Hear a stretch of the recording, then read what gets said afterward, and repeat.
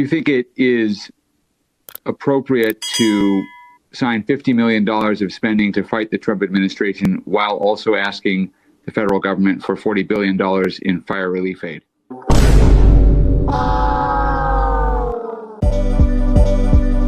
Gavin Newsom's looking around and he sees the writing on the wall. There's no way he can get the Democrat nomination in this toxic mainstream media bubble. So he's branching out like Hillary. He's going on a listening tour. He's launched his own podcast and wants to talk to people with common sense now. A few moments later. So breaking news here. Apparently Gavin Newsom has finally crawled out of the dark hole he has been hiding in. And that's something I brought up in a video a couple days ago. I was like, guys, where is Gavin Newsom right now? Notice how we basically have not heard from the guy. Is he still even the governor of California? I expected Newsom to put up some sort of resistance, like publicly give press conferences, but he hasn't said a peep, folks, on this issue since the fires, since the Los Angeles fires. Have you noticed that? Have you noticed that Newsom hasn't said nothing? Because ever since he was so publicly humiliated by the disaster that was the California wildfires, and of course being absolutely mocked and humiliated by Trump on that tarmac, he basically has been hiding away from the media cameras. You know, this is a guy who is supposed to be the 2028 Democrat frontrunner, and yet he is completely missing in action, likely because he knows it's a bad look for him, right? He's just completely embarrassed, he's completely disgraced, and he was essentially trying to go into the bunker, much like Joe Biden and Kamala Harris did before him, and try to sit out the noise and reemerge. And finally, guys, he has reemerged. Meanwhile, we need to change the conversation. And that's why I'm launching a new podcast. And this is going to be anything but the ordinary politician podcast. I'm going to be talking to people directly that I disagree with, as well as people I look up to. Real conversations. What's going on with the cost of eggs? flashback. Thanks, Caroline. Just real quick, you mentioned the inflation executive order the president signed, but egg prices have skyrocketed since President Trump took office. So what specifically is he doing to lower those costs for Americans? Really glad you brought this up, because there is a lot of reporting out there that is putting the onus on this White House for the increased cost of eggs. I would like to point out to each and every one of you that in 2024, when Joe Biden was in the Oval Office, or upstairs in the residence sleeping, I'm not so sure, egg prices increased 65% in this country. We also have seen the cost of everything, not just eggs. Bacon, groceries, gasoline have increased because of the inflationary policies of the last administration. As far as the egg shortage, what's also contributing to that is that the Biden administration and the Department of Agriculture directed the mass killing of more than 100 million chickens, which has led to a lack of chicken supply in this country, therefore a lack of egg supply, which is leading to the shortage. So I will leave you with this point. This is an example of why it's so incredibly important that the Senate moves swiftly to confirm all of President Trump's nominees, including his nominee for the United States Department of Agriculture, Brooke Rollins, who is already speaking with Kevin Hassett, who's leading the economic team here at the White House, on how we can address the egg shortage in this country. As for costs, I laid out the plethora of ways that President Trump has addressed saving costs for the American people over the past week. He looks forward to continuing to doing that in the days ahead. Thank you guys so much. Flashback. So this is the governor of California, the great state of California, which he's destroyed the last 4 years under his reign. He's being asked, what happened for this $24 billion that you asked us taxpayers to fix homelessness? What happened to that money? Here's the exchange. Go ahead, Rob. Doing enough to determine whether the money that's being plowed into homelessness is being well spent. One of the vexing issues that was highlighted in the audit was local. And each city and county has different strategies and approaches. We've tried to level set that. I'm sorry, Governor, I didn't hear responses to either of those questions. Do you acknowledge whether the money that the state isn't doing enough to ensure that the money is being well spent? The audit did not surprise me. The state has advanced unprecedented investments, you're correct, and unprecedented interventions demanding more accountability with state money at the local level.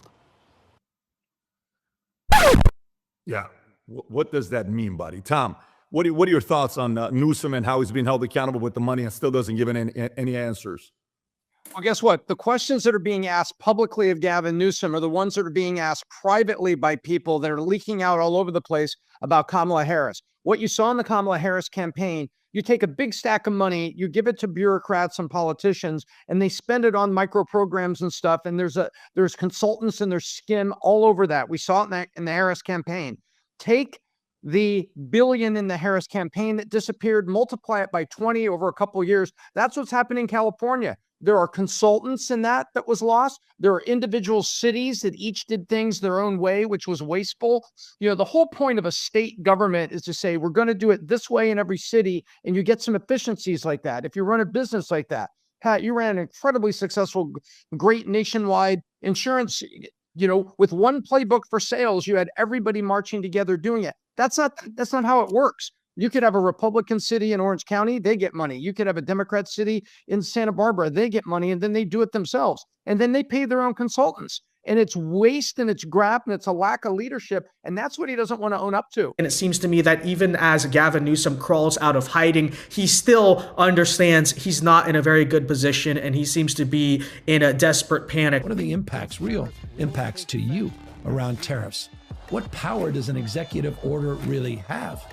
And what's really going on inside of Doge? In the first few weeks, we're going to be sitting down with some of the biggest leaders and architects in the MAGA movement. Stop it. Get some help. Meanwhile, Governor, why is it okay for you to take money from a felon? And you know that the way you frame that is going to lead me to ask you to flesh. Your office is aware of my question. I've tried to schedule time to talk with you about this. I don't know what you're... PG&E was convicted of 6 federal felonies in 2016. After that, you took more than $200,000 to help get elected. How should people trust you to be running the show to come up with the solution? I wish you luck with whatever you're working on, but that's a strange question. Well, I know it's a strange question. It's a strange time, but there's a convicted federal felon making campaign donations in this state to our duly elected leaders, including the speaker, who took almost $9,000. Okay. Yeah, look, we're trying to focus on the It's a serious question. You don't think people want an answer to that? flashback. Your criticism of Governor Gavin Newsom, are you willing to work with him, and do you believe that federal aid should be provided to California for as long as it takes? Well, it's very sad because I've been trying to get Gavin Newsom to allow water to come. You'd have tremendous water up there. They send it out to the Pacific because they're trying to protect a tiny little fish, which is in other areas, by the way, called a smelt. And for the sake of a smelt, they have no water. They had no water in the fire hydrants today in Los Angeles. It was a terrible thing. And we're going to get that done. It's going to finally be done. I got it done from the federal side, and he didn't want to sign it, but it's not going to happen again like that. There's no reason. Can you imagine? You have farmers that don't have any water in California. They have plenty of water. They don't have a drought. They send it out to the Pacific, and it's crazy. So what's happening in California is a true tragedy. I know those areas very well. I have many friends living in those houses. That is a true tragedy. Nobody ever thought. I mean, virtually Beverly Hills and areas around Beverly Hills are being decimated. We're in the public safety phase. I hate to even ask this question, but the president-elect chose to attack you, blame you for this. One can't even respond to it. I mean, it's people are literally fleeing. People have lost their lives. Kids lost their schools. Families completely torn asunder. Churches burned down. This guy wanted to politicize it. I have a lot of thoughts, and I know what I want to say. I won't. You are a disgrace. I stood next to a president of the United States of America today, and I was proud to be with Joe Biden, and he had the backs of every single person. A few moments later, 2,000 years later. The news is, I'm a great grandfather as of today. I was a granddaughter. Baby girl, baby boy. So I remember this day for a lot. 2,000 years later. Community didn't play politics, didn't try to divide any of us. One eternity later. Why is our town burnt down? Why are our families' houses gone? And if you can explain that to us in a logical, reasonable way, we'll accept it. But right now, there is no explanation. Do you owe citizens an apology for being absent while their homes were burning? Do you regret cutting the fire department budget by millions of dollars, Madam Mayor? Have you nothing to say today? Have you absolutely nothing to say to the citizens today? Elon Musk says that you're utterly incompetent. Are you considering your position? Madam Mayor, have you absolutely nothing to say to the citizens today who are dealing with this disaster? Hey, bro. What? Oh, my God! Us a favor, make sure you're subscribed to the channel. Okay, subscribing is the best way to support our work and ensures that we can keep exposing and holding accountable politicians like Gavin Newsom, because clearly nobody else seems willing to do so. And with that said, okay, just to recontextualize, we have done a couple videos on this chronicle, and it's funny, I'm almost like the only person who's so obsessed with this, but I grew up in California. I remember this, right? This is the thing. I remember my entire childhood being told about how, hey, you know, in a couple years, we're going to have this train from LA to San Francisco. And of course, it never got built, and the Trump administration's finally been challenging it. So once again, for people who maybe are not familiar, let's do a brief recap. Okay, so back in 2008, the voters of California voted in favor of approving a approximately $10 billion project to build a high-speed train from California to San Francisco. Fast forward now to 2024, the project is billions of dollars over budget. Okay, it was supposed to only cost $10 billion. It's now so far costed about $33 billion, and nothing is done. Literally, like, nothing is done. It's being dubbed the train to nowhere because they built a little bit of rail in the middle of the Central Valley in like the desert areas of California. It was supposed to be done in 2020. It's 2024, nowhere close to being complete. And apparently now they are saying it's going to cost about $110 billion, according to CBS News, to finish the train. So like, it's just, honestly, I think it's the greatest example of just government waste and incompetence and pure corruption, I think, arguably in modern American history. Like, it really is that bad. And guys, for context, okay, just so we can contextualize this ballot proposition to vote to, you know, because that's what's kind of screwed up about this as well. You know, you say what you will about the voters of California, but they voted for this. They allocated their taxpayer dollars to build this. And just for context there, that vote occurred when I was in kindergarten. Okay, when I was in kindergarten, the California voters approved this project 16, 17 actually years later. Again, it is nowhere close to done. And on the front of Gavin Newsom, who is now being questioned for this is something that Gavin himself had saying he was going to build for years. Basically, his entire political career, he's been saying he was going to do this. And newsflash, yeah, it is still the train to nowhere. Finally, California is going to get it right with this new high-speed rail. I personally have been supportive of the high-speed rail project since my time as mayor of the city and county of San Francisco. The project is no longer a $33 billion project. The project's years and years behind. The project's wildly over budget. That doesn't mean it's a bad idea. We do have the capacity to complete a high-speed rail link between Merced and Bakersfield. Now, I know some critics are going to say, well, that's a train to nowhere.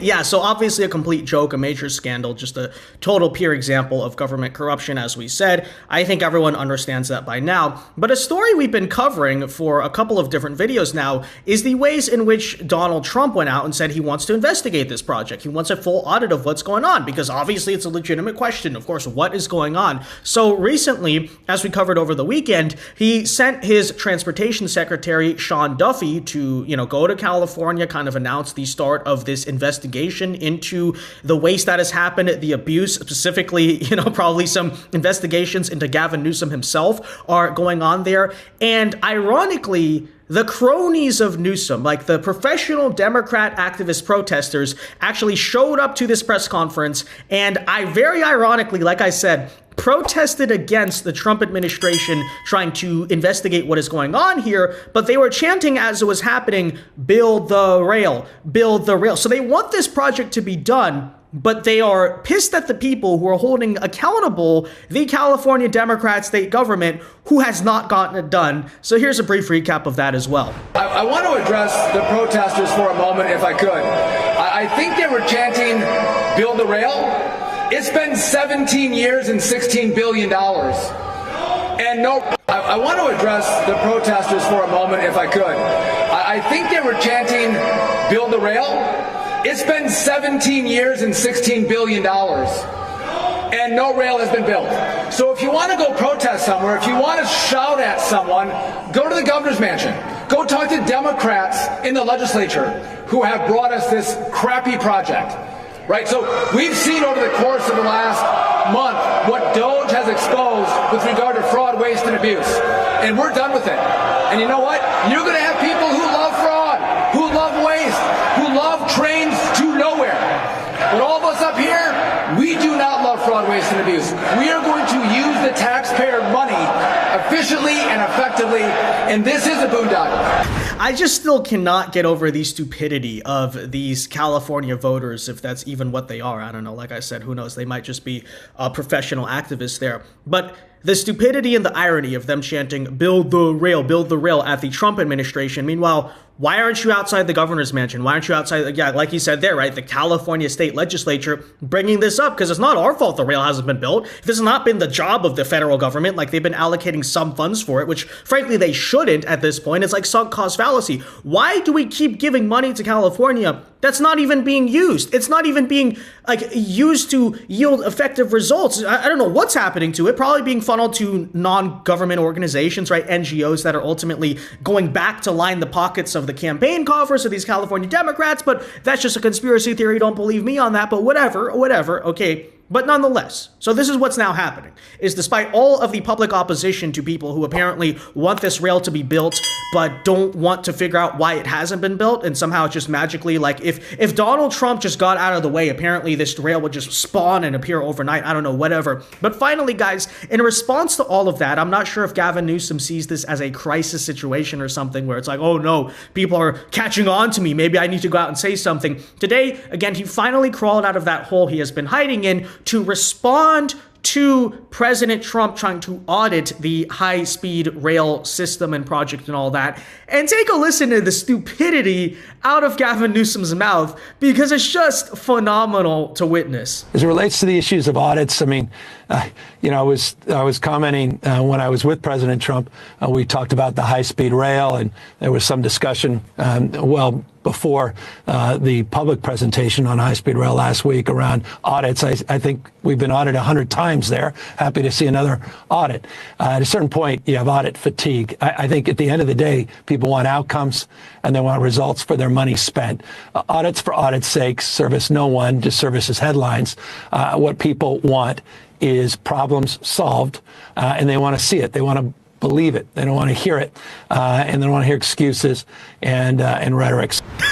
So I think what's pretty clear is that Gavin Newsom is completely panicking. You can just see it in the way he's acting. He's just, yeah, we know what's going on here. He knows he's about to be busted. He is going out and requesting a $40 billion bailout from the feds. Meanwhile, it was exposed just this month that California, through the Medi-Cal program, which is kind of like Medicaid, but on the state level there, the health insurance, government subsidized, in many cases free for people, is spending $10 billion on illegal aliens, right? $10 billion in healthcare, free healthcare for illegals, yet they're asking the federal government for $40 billion. So the common question being asked there is, well, you're spending $10 billion on illegal healthcare. You're putting $50 million alone to the California Defense Fund, right? The legal lawsuits of, illegals trying to be deported by the federal government. Isn't that all money that you could write off of the federal bill, right? And now, so he was asked that question actually by a reporter here, and take a listen to his, once again, pathetic and laughable response. Do you think it is appropriate to sign $50 million of spending to fight the Trump administration while also asking the federal government for $40 billion in fire relief aid? Well, I wouldn't frame the question as you framed it. The state of California, as you know, prepared many months ago for a new administration to protect and preserve our policies, our progress, and programs that the Trump administration is directly looking to. That you want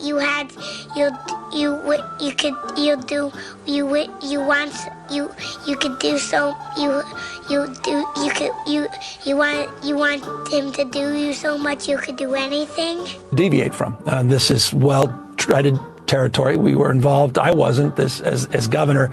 I served 2 years under the Trump administration, or with President Trump. Governor Brown served 2 years with President Trump. Over that 4-year period, there were 122 lawsuits. So there was some expectation that many similar efforts from the original Trump term would be replicated in his second term. And the whole point of putting $25 million up to the Department of Justice, our State Department of Justice, was to prepare for that. High-speed rail, perfect example. And in so many ways, we were prescient in that respect in terms of putting those funds up in anticipation of the efforts happening in the second Trump administration that happened in the first Trump administration. What?